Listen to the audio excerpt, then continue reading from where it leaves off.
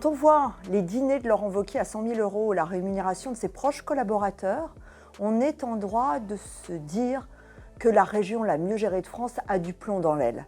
Laurent Wauquiez est obsédé par sa notation extra-financière, le fameux AA du Standard & Poor's, mais la ville de Lyon a la même notation financière et elle emprunte massivement pour préparer l'avenir, pour la rénovation énergétique, pour les services publics et la qualité de vie de ses habitants.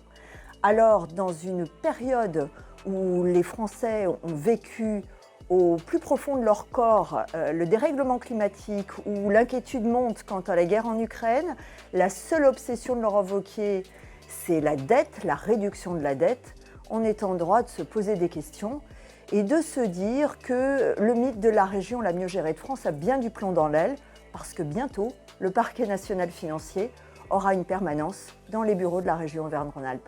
Alors ce budget supplémentaire, en fait, des paroles même du vice-président aux finances Nicolas Daragon, il est, entre guillemets, assez limité, technique et modeste. Et en effet, c'est comme s'il ne se passait rien autour, puisqu'il n'y a aucune prise en compte de l'inflation et là de l'augmentation des dépenses, alors que plein d'autres collectivités, à leur budget supplémentaire, là en ce moment, votent des investissements ou des crédits supplémentaires pour pallier du coup l'inflation des dépenses. Et ça, c'est un problème. Premièrement, en investissement, parce que Laurent Wauquiez a annoncé en septembre un plan de sobriété énergétique qui ne se traduit pas par des ouvertures de crédits là en ce moment en octobre.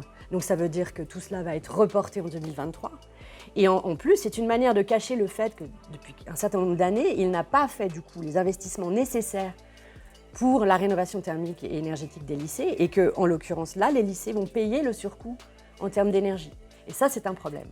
D'autre part, sur les budgets de fonctionnement, pour pallier toute cette inflation des dépenses, là aussi, à part l'intégration de l'augmentation du point d'indice des fonctionnaires, on ne voit pas la traduction de la prise en compte de l'inflation dans des lignes supplémentaires pour justement les factures d'énergie des lycées, pour le coût des denrées. Et ça aussi, c'est un problème. Ça ne nous permet pas aujourd'hui d'avoir une vue juste de ce qui va se passer.